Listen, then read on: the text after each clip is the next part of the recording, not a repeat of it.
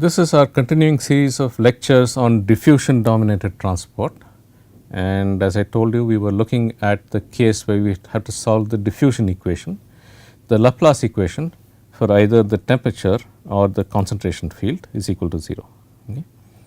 So, the equation is basically of the form k del square T plus any sources or sinks is equal to 0. Okay. We had considered a specialized kind of a source, which is a point source. Okay. That point source, it is located at a point, the volume of that goes to 0 in such a way that the energy generated per unit time is a constant. Okay. Okay, so, you have a point, a source whose volume goes to 0, and therefore, if the energy generated is a constant, the flux has to go to infinity. Okay. We had defined the delta function previously. Okay. In this particular case, the delta function is defined such that delta of x such that delta of x is non-zero only at x is equal to 0 and it is equal to 0 everywhere else. The integral of this delta function over the entire volume has to be equal to 1. So, it is an idealization of a function which is non-zero only in the at the origin, where x is between minus h by 2 and plus h by 2 and y is between minus h by 2 and plus h by 2 and z is between minus h by 2 and plus h by 2, and within this region it has an amplitude of 1 over h cubed. There are other ways of expressing the delta function as well. This is the simplest way. However, regardless of how you express the delta function, the solutions that I get for this delta function will end up being the same.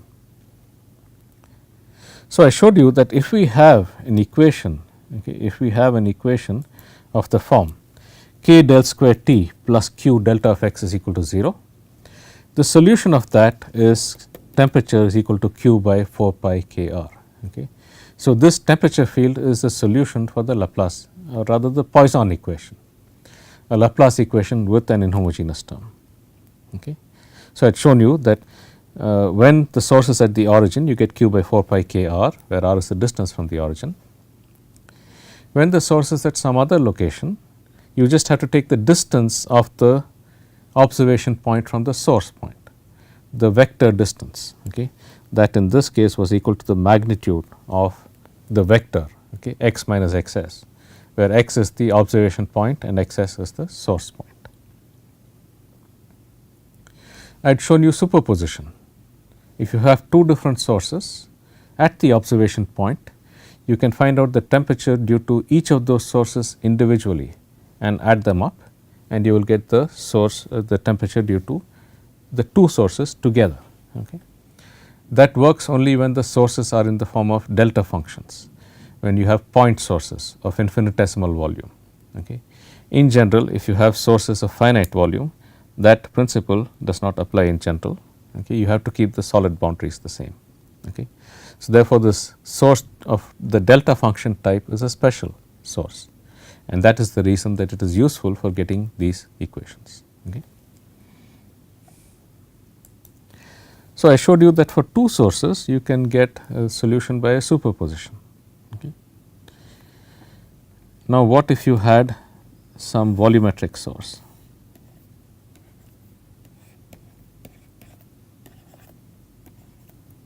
You had some region in space, where let us say some reaction was generating a certain amount of heat. A reaction was generating a certain amount of heat.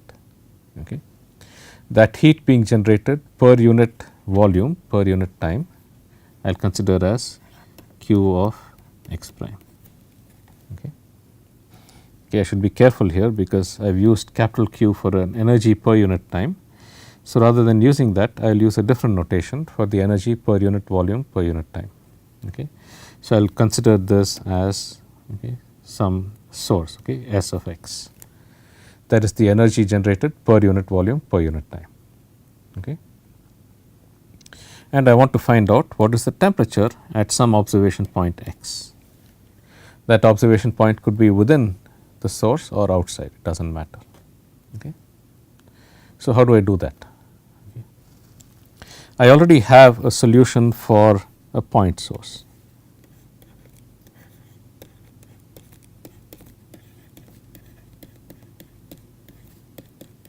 Okay. That solution is T is equal to Q by 4 pi k. Okay. Let me write this as a source point.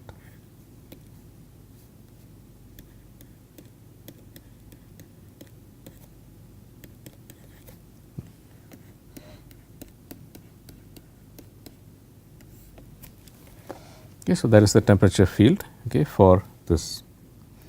So what I can do is I can take this object, divide it into a large number of small volumes.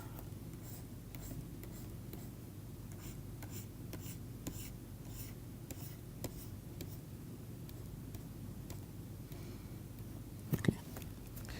The volumes can be defined with centers, okay, at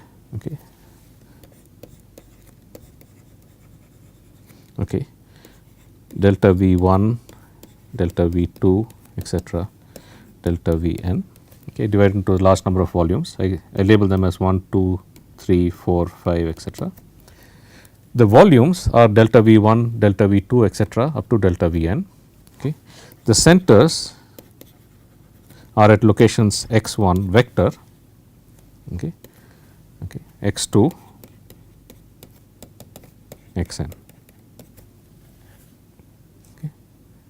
So the sources within this volume, okay, are going to be of the form S at x1 delta V1, S at x2 delta V2, S at x3, okay, and so on.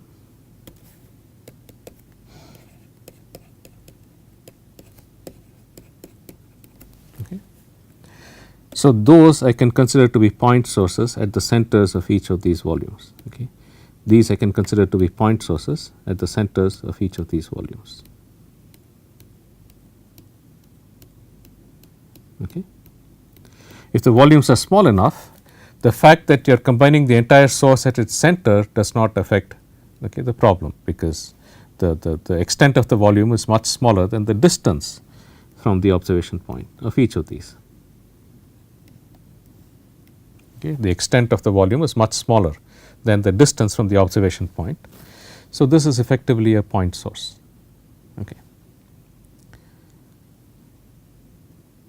So, once I have defined it this way, I can straight away write down what is the total temperature field. I just have to add up the temperatures due to each one of these point sources. Okay. So, therefore, the total temperature field will be equal to summation, okay, over all I is equal to 1 to n, okay,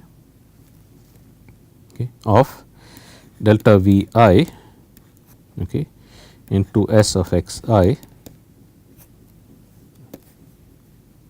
Let me use a capital index here.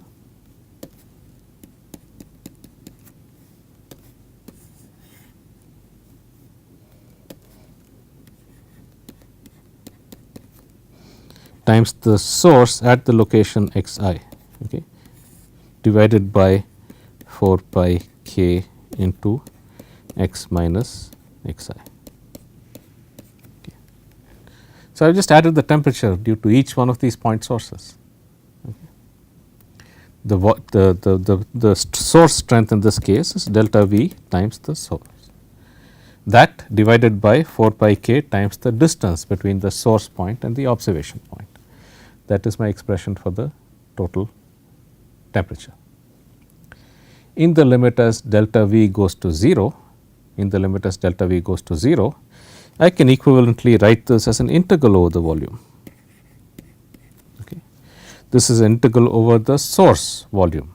Okay. This is integral over the source volume of the source strength at that location by 4 pi k into x minus x prime, okay, where x is the observation point, x here is the observation point, okay, x prime is the source point, okay, x prime is the location on the source, and you are integrating over x prime, which is over the entire volume of the source. Okay. Okay. So, this one here is the source point, and this s is a function of the source point, and the integral is over the source point, and from that you get the value of the temperature at the observation point x. Okay. So, you can do that for any distributed source, okay, for any finite object, okay. Provided the source is specified, you can get the temperature field at any observation point by using, okay, this expression. Okay. So, this effectively, okay, so recall that we started off trying to solve the temperature, okay, k del square T plus S of x.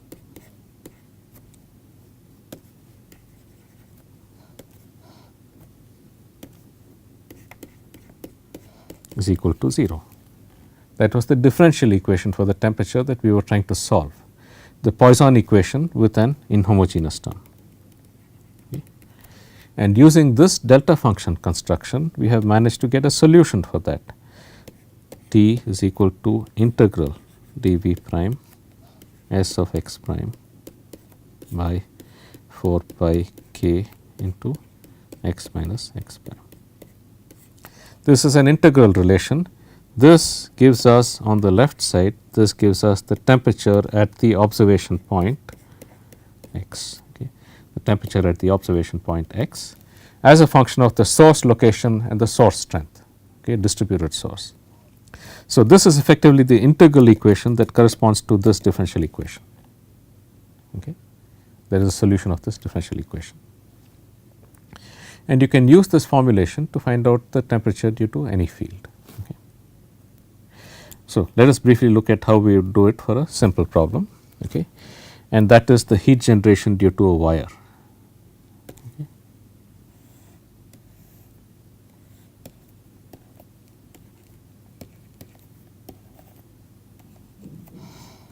Okay. So, if I have a wire, okay, of total length L, okay, extending from y equals minus L by 2 to y equals L by 2. Okay. This is generating some heat. Okay. So, this is a finite wire. You can think of it something like an immersion wire, for example, okay, which is immersed in a fluid. It is generating a certain amount of heat, and you would like to find out what is the temperature field around this due to the presence of this wire. Okay. The heat being generated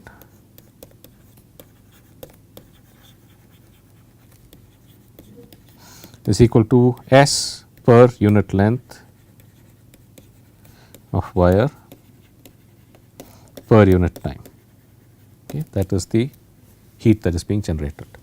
This wire is of infinitesimal thickness. Okay. So, it has 0 thickness in the x direction and 0 thickness in the z direction. Okay. And it is a certain amount of heat generated per unit length. Okay. So, we have to solve the equation k del square T, okay, plus, okay. This has infinitesimal thickness in the x and z directions. Okay. So, this is delta of x, delta of z, okay, times S, okay, okay, is equal to 0, okay, where S is non-zero only for y is equal to minus L by 2 to y equals plus L by 2. Okay. Okay. So, S is source per unit length of wire. Okay. It is confined only to the y axis. That means, it is non-zero only when x is equal to 0 and z is equal to 0. Okay. Otherwise, it is 0. Okay. So, it is non-zero only when both x and z are 0. Therefore, I have delta of x, a function that is non-zero only when x is 0, and delta of z, a function that is non-zero only when z is equal to 0. And I want to find out the temperature at some observation point x, y, z. Okay. So, therefore, I need the inverse of this equation, which I had told you T of x, y, z is equal to integral, okay, over the source point.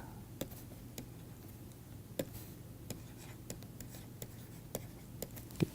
that is integral dv prime that I had in the previous example. The source, okay, s times delta of x delta of z primes here. These are the source locations. Okay. Recall that in the previous class, in the previous lecture, I have k del square t plus s of x is equal to 0. The solution for that is integral over dv prime of s of x prime divided by 4 pi k into x minus x prime. Okay. Okay. Divided by 4 pi k into what is x minus x prime? Okay. This is going to be the distance between x and x prime. Okay. So, this square root of x minus x prime the whole square plus y minus y prime the whole square plus z minus z prime the whole square. Okay. So, that is the distance between the 2 points. That is what is meant by the magnitude of the vector x minus x prime. Okay. So, this will be x minus x prime the whole square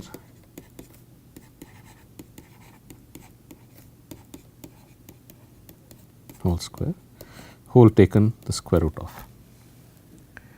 So, that is going to be the expression.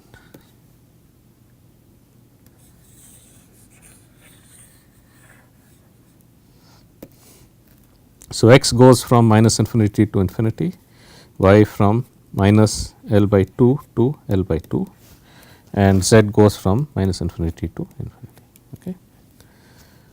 So, that is the extent, that is the temperature field. Okay. Now, we know that integral minus infinity to infinity dx prime times delta of x prime times any function of x prime is equal to the value of that function at x prime equals 0. Okay.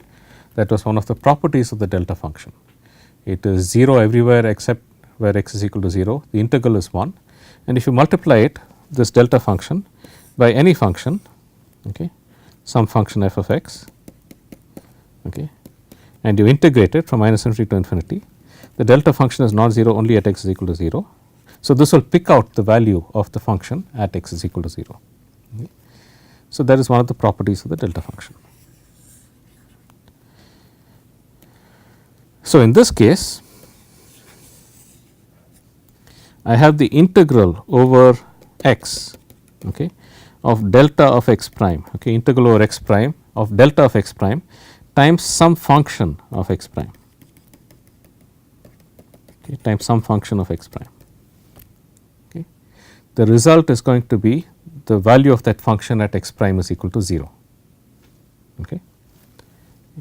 The value of that function at x prime is equal to 0, okay, which will be equal to minus L by 2 to L by 2 dy prime integral minus infinity to infinity dz prime s delta of z prime divided by 4 pi k times the value of the function at x prime is equal to 0, x square. Okay. The value of this function at x prime is equal to 0. Okay.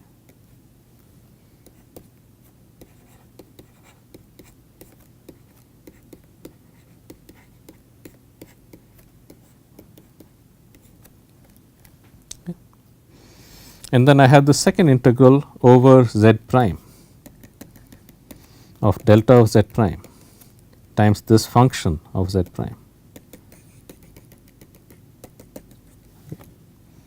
Once again, it will pick out the value of the function at z is equal to 0. Okay.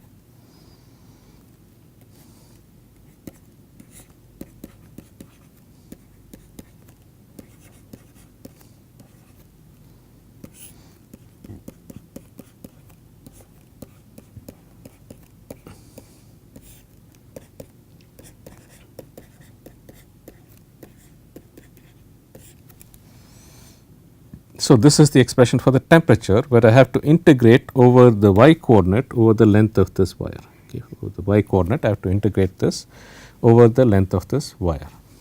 Okay. You can do this integral. I will not go into the details of how the integration is done, okay.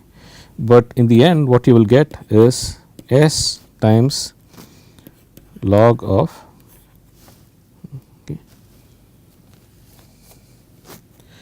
L by 2 plus y plus root of x square plus z square plus the whole square.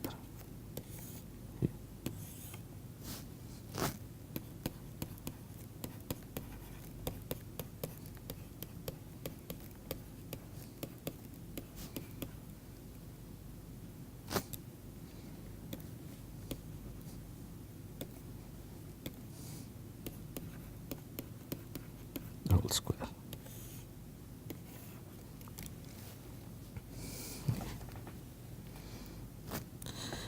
Now, this is a rather complicated expression. What we can do, for example, is to simplify it by taking the value at the location z is y is equal to 0 along the central plane. Okay. I will take the value of the temperature along the central plane, okay, at the location y is equal to 0, okay, at the central plane where y is equal to 0. In that case, okay, the temperature becomes T of x 0 z is equal to S into log of L by 2 plus root of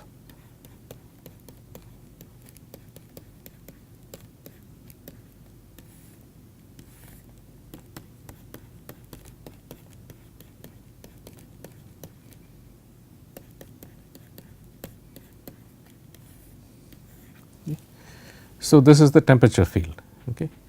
We do not get very much physical insight from this temperature field. We can get physical insight, however, if we consider two limiting cases. Okay. The first is where the distance, okay, from the source point, okay, that is this distance is of course square root of x square plus z square.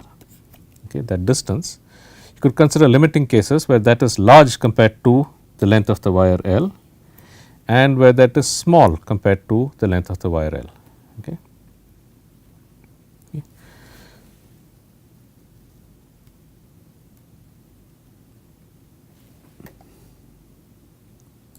So, the temperature as I have written it for you is equal to 1 by 4 pi k. Okay, so, that is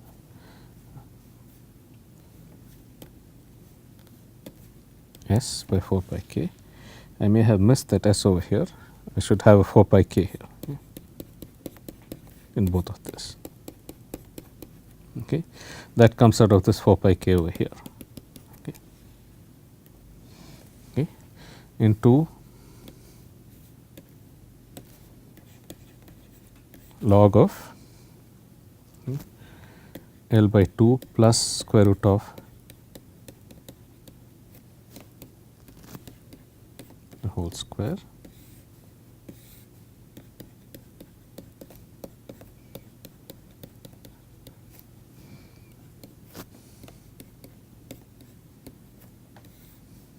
okay.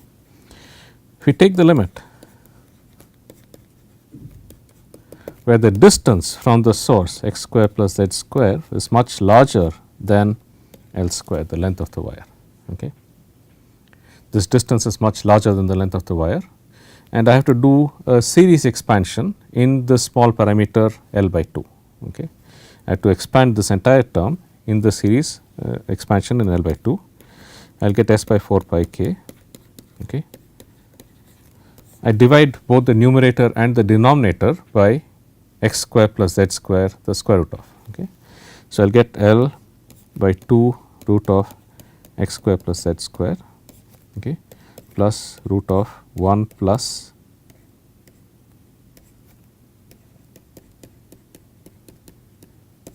the whole square.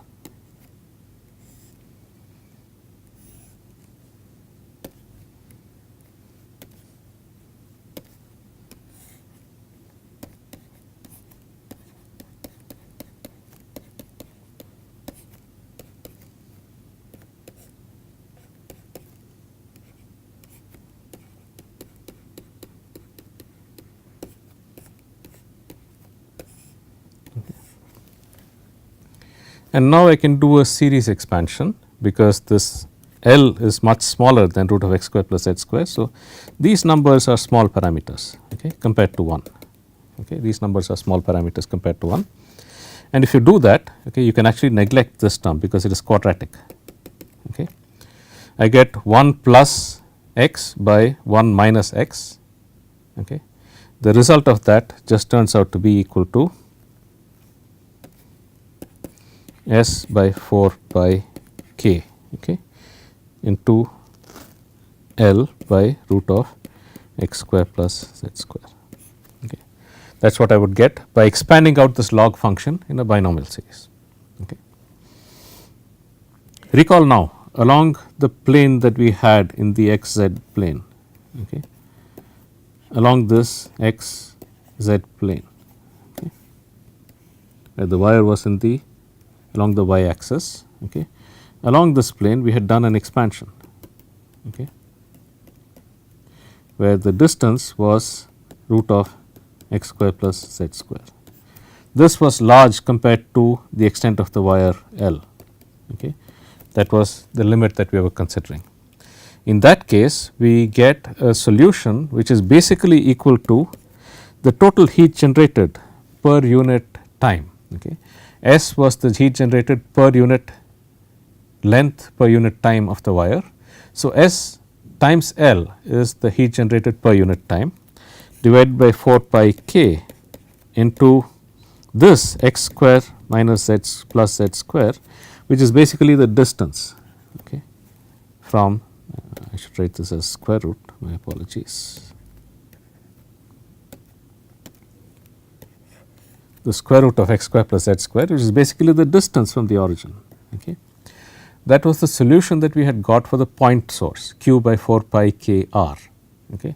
So, if the distance from the source point is much smaller, larger than the extent, okay, if this distance is much larger than this length, okay, the source point actually looks like a point source of source strength S times L. Okay. So, as the distance from the source becomes much larger than the spatial extent of the source, it basically looks like a point source. Okay. So, that is the idea here. Once the spatial extent is very large, you get back the same result that you would have got for the point source. Okay. You can consider the opposite limit, okay. X square plus z square is much smaller than L square. Okay. That is, the distance from the source is much smaller. Okay. So, if I look at this in the xz plane, okay, the distance here, okay, x square plus z square root of is much smaller than the length of the wire. Okay. So, you are going only a small distance compared to the length of the wire. In that case, you have to take the opposite limit. Okay. In this expression, okay, x square plus z square is much smaller than L square, and I need to do an expansion in the case where, okay,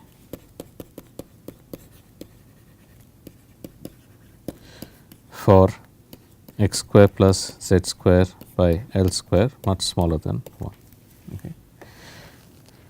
I will not go through the details, okay. You can work out the expansion. What you have to do is, rather than dividing throughout by x square plus L square here, x square plus z square here, I have to divide throughout by this L square. Okay. I have to divide throughout by this term. Okay. And if I do that, I will get the temperature is equal to q by 4 pi k log of L by root of, I am sorry, q by 2 pi k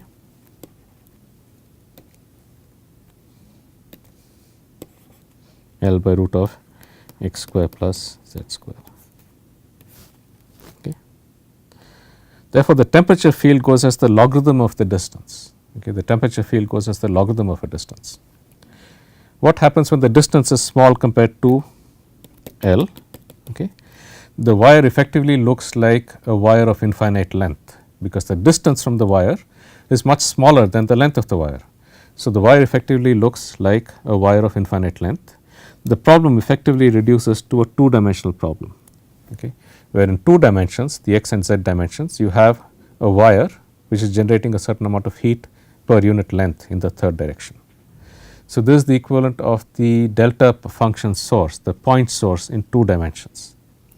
The point source in 2 dimensions has a solution which is logarithmic in the radius.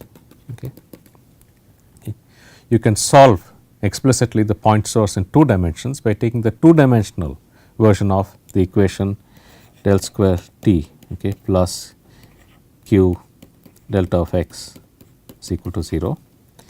In 2 dimensions, if it is axisymmetric, you get 1 over r d by dr of r partial t by partial r plus q delta of x is equal to 0.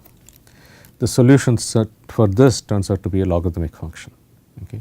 You can solve that quite easily and verify that you will get a solution that is of this type. Okay. So, in the 2 limiting cases, we get the correct solutions for this case of a wire. And of course, this can be generalized. Okay.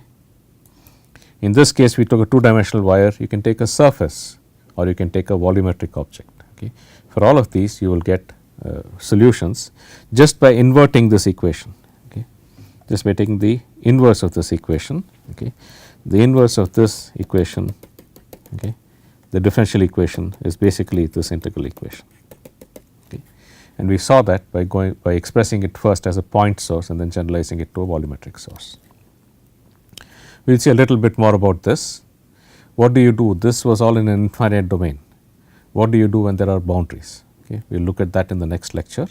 Then come back to the original point that I had said. What do those spherical harmonic expansions mean? That we will continue in the next lecture. I will see you then.